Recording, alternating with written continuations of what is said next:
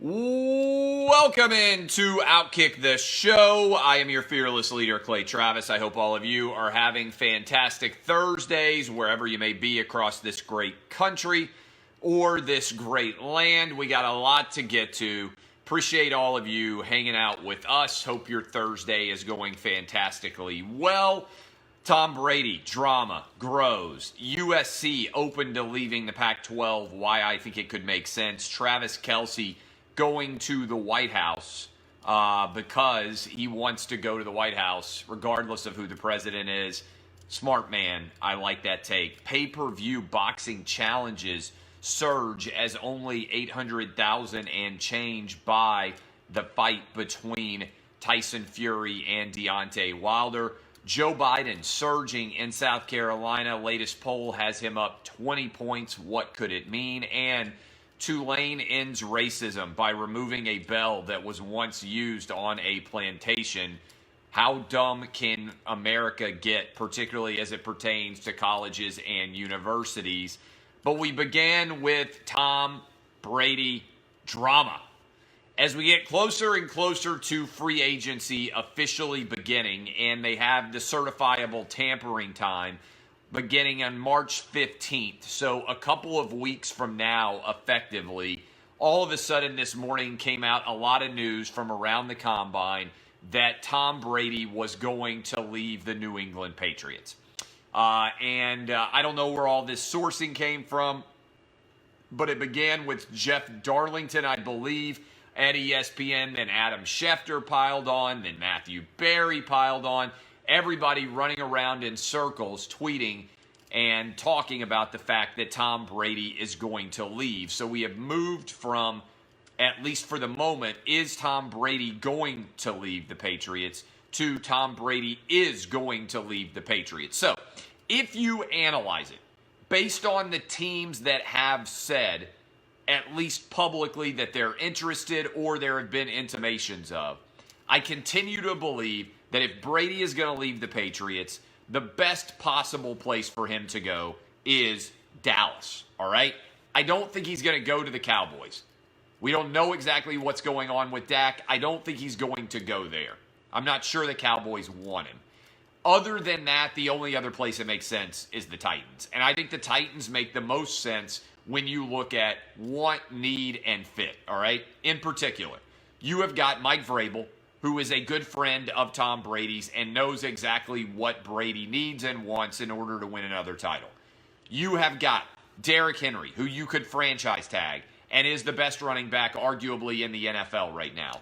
A.J. Brown, who is one of the top 10 young wide receivers in the NFL. Jonnu Smith, who has developed into a heck of a weapon at tight end. A very good offensive line and a pretty decent defense that you could spend a lot of money and time on if you knew that you were going to have Brady for a couple of years. Other teams don't make as much sense. The Raiders, there's no way. The Chargers, there's no way, simply because they're in the AFC West. Brady has gotten used to the idea that he's in the AFC East, being able to win his division. There's no way, with potentially there only being one bye, that it makes any sense at all for Tom Brady to go to the same division as Patrick Mahomes, where he's not likely to be able to beat the Chiefs to win the AFC West with either the Raiders or with the Chargers, which would mean he'd have to go on the road for 3 straight weeks in order to get to the Super Bowl. The only reason Tom Brady leaves is to prove that he can win a Super Bowl. So I'm eliminating the West Coast. I don't think the Colts make as much sense as the Titans because the Titans are a better fit with offensive weapons. I don't think the Bucs make sense because I'm not sold on the Bucs at all, although at least the NFC South is a little bit weak, but you still have to get past the Saints, who are the better team there. The AFC South with Brady on the Titans would be a substantial favorite to win the division. They're already a favorite to win the division with Ryan Tannehill presumed to return if you go look at odds makers. So we will not know until March 18th for certain, but if I had to bet right now, if Tom Brady leaves the Patriots, I still believe, for the record, that he will stay with the Patriots. Until Brady leaves, I'm not going to believe that he's actually going to leave. But if he does leave the Patriots, as the reports all said today, Titans are the best fit. Titans are the best fit of the teams that are willing to sign him. I don't think it's even a difficult decision for Brady when you assess all of the moving parameters, okay? That, to me, is an easy choice. And for people out there who haven't spent any time in Nashville, Nashville would be good for Tom Brady's brand. There's a lot of famous people here. There's a lot of people that Tom Brady would enjoy rubbing shoulders with. People may not understand this, but outside of New York and L.A., Nashville per capita has more famous people than any city in America. Let me repeat that. Outside of New York and L.A., Nashville has more famous people per capita than any city in America. And arguably per capita, it has more people, famous people, than New York or L.A. Again, I think it makes a lot of sense. A lot of options here for Tom Brady to do well. If he leaves, welcome to Nashville. By the way, we're full. I don't want anybody else moving in. City's gotten so popular of late. I don't want anybody else moving to town. Number 2 best city for jobs in America, according to the Wall Street Journal, Austin, Nashville, Denver, if you track that sort of data. I don't need any more people here. Nashville's full, born and raised, native here, been here 40 years pretty much. Don't need you here. All right, this is, oh, and by the way, for taxes guy, we got no state income tax. No state income tax here, so Brady saves 10, 12, 13%, boom, right off the top, because all of his money, he doesn't have to pay taxes. Low property taxes. I got so much lower taxes here than whenever I go out to L.A. So much better. And I think it makes a lot of sense if you look at all of the factors at play. Okay, what about USC?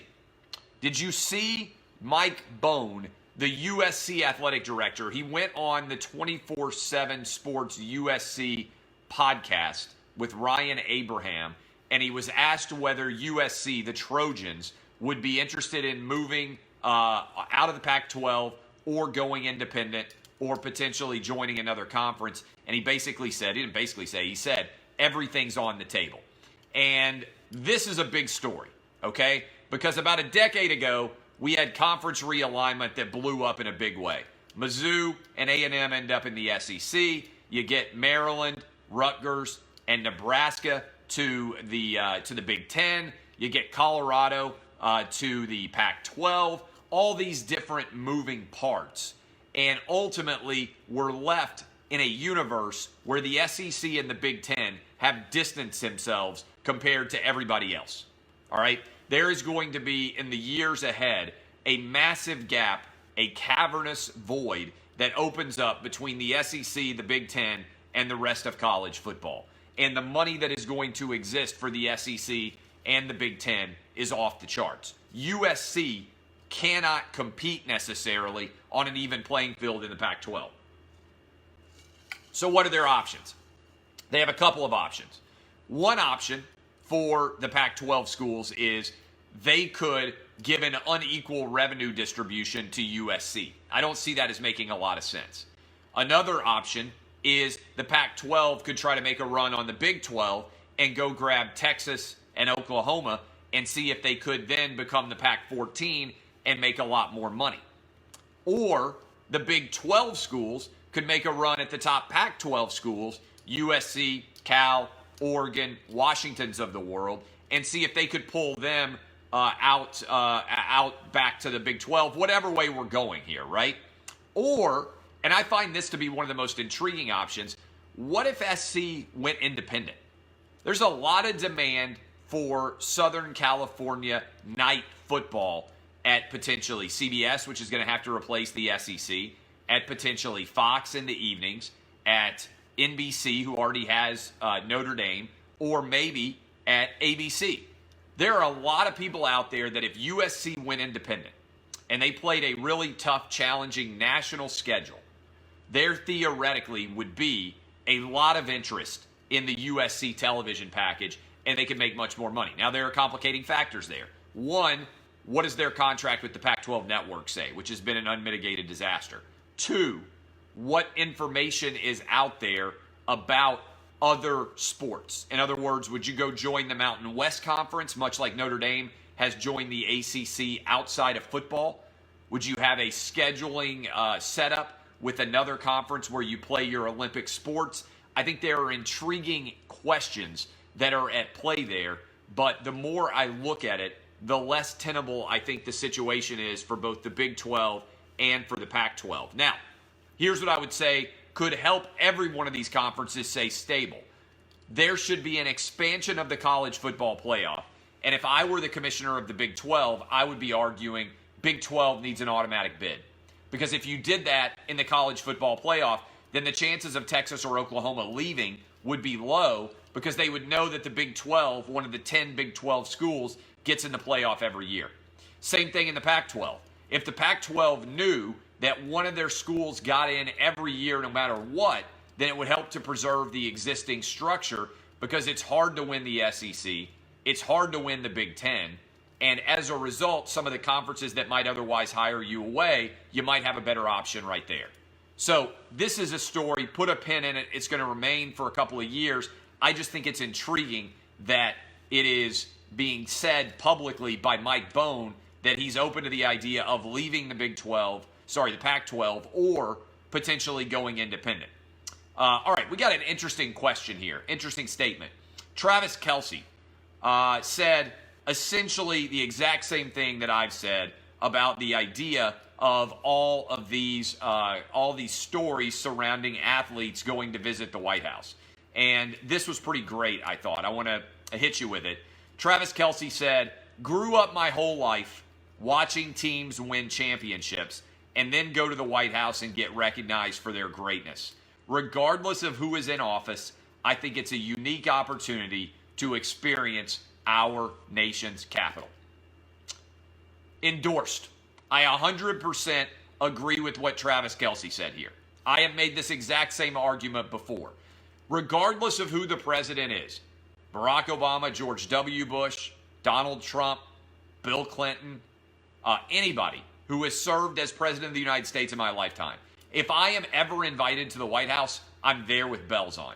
Wouldn't matter who the president of the United States was. If I were working with a team and we won a championship, I would want to be there instantaneously. I would never want to miss it. And so I applaud Travis Kelce for saying this. I think this should be the standard refrain of every athlete. If you don't want to go, that's fine. But my position is it's not political to go visit the president of the United States. It's an honor to go to the White House. Now, if you're Tom Brady and you've won 6 Super Bowls already and you've been to them a ton of times, I don't blame you. I would still go. Somebody just said, what if it's Bernie? If Bernie were elected president and it came out that Bernie was a huge Outkick fan and I was invited for some reason to the White House, I would be there with bells on. I'd be happy to shake his hand. I respect the office of the presidency regardless of who the president is. And if I were working at a team or if I were working at an organization and we were invited and you got the chance to go visit the White House, I'm there on like as quick as you can snap your fingers, okay? Not even difficult, okay? It doesn't mean that I endorse every decision that the president makes or that I endorsed him or voted for him or anything else. Any of these people, Joe Biden, Mayor Bloomberg, Pete Buttigieg, I can't even say his name yet, Klobuchar, Tulsi Gabbard, anybody who's running for president as a Democrat. If they won and invited me to the White House, I'm there. And the same thing is true of Donald Trump or anybody else who's going to win in 2020 and 2024 and 2028.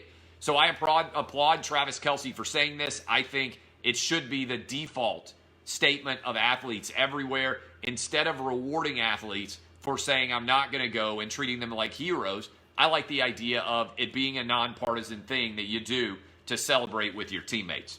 All right, this is a question that I think many of you should contemplate, okay?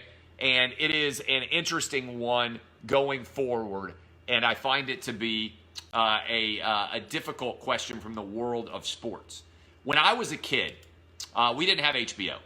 And I remember watching Mike Tyson fight against Buster Douglas because my grandmother had a free trial subscription of HBO. And so I went there and I watched it.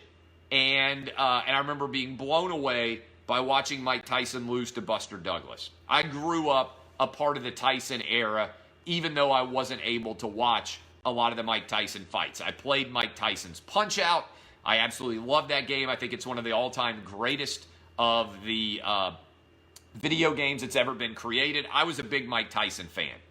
And so one of the things that is intriguing to me is the numbers came out on Wilder Fury, and only 880,000 people nationwide bought the fight. Now, I asked this question on my radio show, and I asked it as a poll question, but how many of you watched the fight without paying for it? Facebook and Periscope, let me know. How many of you watched the fight without paying for it? All right?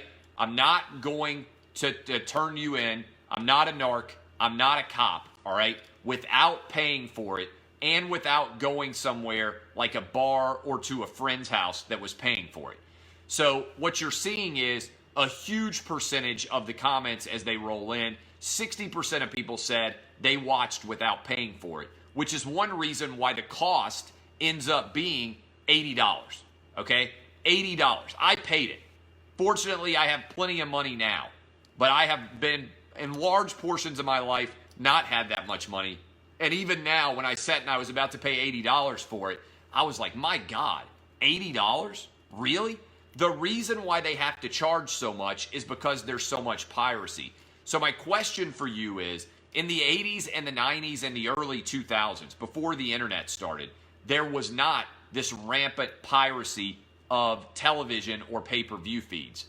Has technology made it so easy to share devices like the Fury and Wilder fight that the only way to now monetize these is paradoxically to put them back on broadcast television?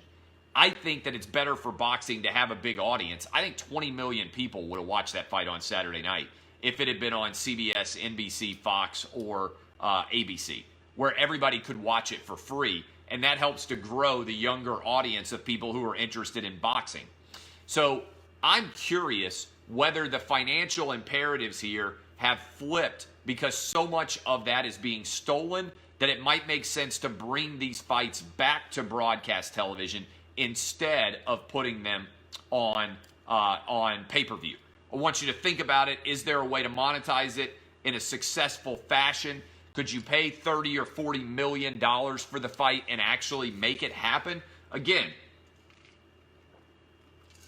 business changes, and I'm curious whether the business dynamics of pay-per-view television are so broken in a streaming age that it's impossible to do it in a way where you maximize your revenue because such a huge percentage of people are actually buying, not refusing to buy it. Could you charge a lot more? Super Bowl is on broadcast television, makes a bundle of money. How much more could you charge for ring sponsorships, for all different, for putting logos on boxer shorts? If you knew that 20 or 25 million people might watch, I think that people need to get more creative with how to monetize boxing, especially when we have super big fights like this. All right, Joe Biden is surging in South Carolina. Interesting twist. Joe Biden has never won a primary before. He ran for president in '88. He ran for president in 2008. He's now running for president in 2020, and he has never before ever won a primary. It looks like he's going to win South Carolina potentially very comfortably. If that happens, the most recent poll that I saw had him up 20 points. If that happens, what does that do to the overall Democratic race? What does Elizabeth Warren do? What does Amy Klobuchar do? What does Mayor Pete do? And another interesting dynamic that has been floated out there, this is pretty interesting. Mayor Bloomberg reportedly has reached out to Andrew Yang and talked to him about potentially being his running mate. Now, I don't know what exactly is going to come of this, and obviously that was an interesting move that out of nowhere this Asian businessman gets hot a little bit and ends up in a interesting run. That is, to me, kind of an intriguing play, because if Mayor Bloomberg does that, what he's trying to do is say, hey, we're going to have an incredibly smart presidential ticket. It's going to be Bloomberg, who I think is really smart, whether you agree or disagree with him in a lot of his different policies. And honestly, I think Bloomberg has been too quick to apologize for a lot of the decisions he made while he was mayor. I think he was a really good mayor of New York City, by and large. Doesn't mean I agree with everything that he said, but I think he's too quick to apologize for things like stop and frisk. Stop and frisk helped to drive down in a substantial way the amount of murders in New York City. The ultimate goal of every mayor should be, and every politician in general, have people live as long and as safe lives as they possibly can within your constituent base. And that's the goal of Bloomberg, right? Don't apologize for making New York City safe and for saving thousands, tens of thousands of lives, okay? So I think he's actually apologizing too much for his history and his record. But if he went with Yang, that would be an interesting combo to me. But in the meantime, Bernie's about to blow up things even more, I believe, because if he wins South Carolina, it starts to shatter the invincibility myth of Bernie, and we see whether there's any lasting impact of that into Super Tuesday. Having said all that, I still think Bernie is going to be the nominee, and he's going to be going up against Trump. All right, finally. This is my big issue with the world that we live in today. We are constantly searching for reasons to be offended, and we're constantly trying to fix things that don't need to be fixed. And one of you out there sent me this. Tulane University has removed a bell that has been on campus for a long time because they traced the lineage of the bell. And the lineage of the bell reflects that in the 1820s, it was on a plantation, okay?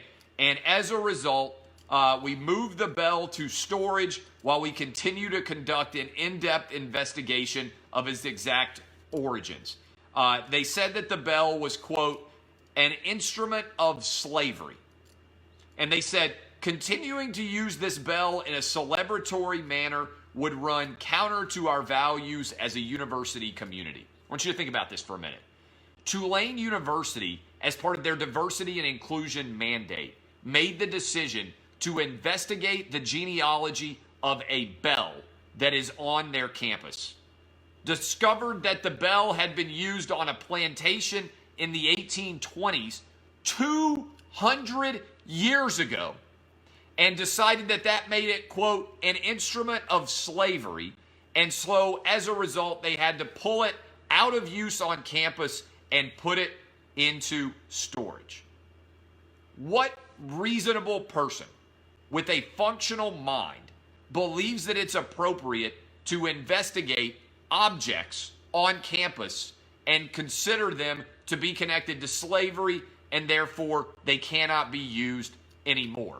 The bell is racist. We have moved beyond people are racist to now inanimate objects which are only capable of movement when humans move them are now racist as well. The bell must apologize. We've got to cancel the bell. This is real life. Tulane University, an elite academic institution in this country, a place that I considered going for law school, has now canceled bells on their campus if they are old enough to have been connected to slavery. Well, obviously, this raises a lot of questions. Do you have to cancel houses that existed when slavery was permissible? Do you have to cancel land that was farmed by slaves when slavery existed? Do you have to cancel anyone who is descended from people who owned slaves? Where does this end?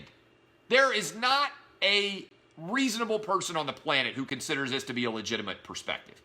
And the problem is there are so few people like me who are willing to step up and say this is complete crap that the precedent is being set that this is appropriate for universities to do. I want you to think about this for a minute. Grown people, grown men and women, many of whom might well have PhDs, investigated the genealogy of a bell and determined that that genealogy was problematic and that they had to cancel a bell. Tulane University canceled a bell because 200 years ago it was located on a plantation. This is not what reasonable people do. This is not the way anyone with a functional brain works. There's no one who was offended by the bell that has any kind of semblance of intelligence whatsoever. And if you were offended by a bell's record and history 200 years ago, do you know what should be said to you? Get a life, loser. We got to stop kowtowing to the tiny minority of losers in this country and start to shame and humiliate them as the reasonable people who represent normalcy in this country. I got to tell you, this would make me not want to send my son or daughter, if I had one, to Tulane. You want me to pay $70,000 a year so my kids can go to a school where they canceled bells? I'm sorry, I ain't cutting that check. Son or daughter, you want to take out loans so you can go to the bell canceling school? Good luck, because daddy ain't footing that check. That's what needs to happen. Capitalism wins. Markets win. When people with money make decisions not to spend that money, stupidity dries up awful damn quick. Capitalism, as always, for the win. I'm Clay Travis. This is Outkick the Show. DBAP, unless you need to SBAP. Don't be a loser. Don't cancel bells. I'll see you guys. And in the process, let me go ahead and kill a man on the way out. Love you. See y'all. See ya. Thank you, Facebook. See y'all.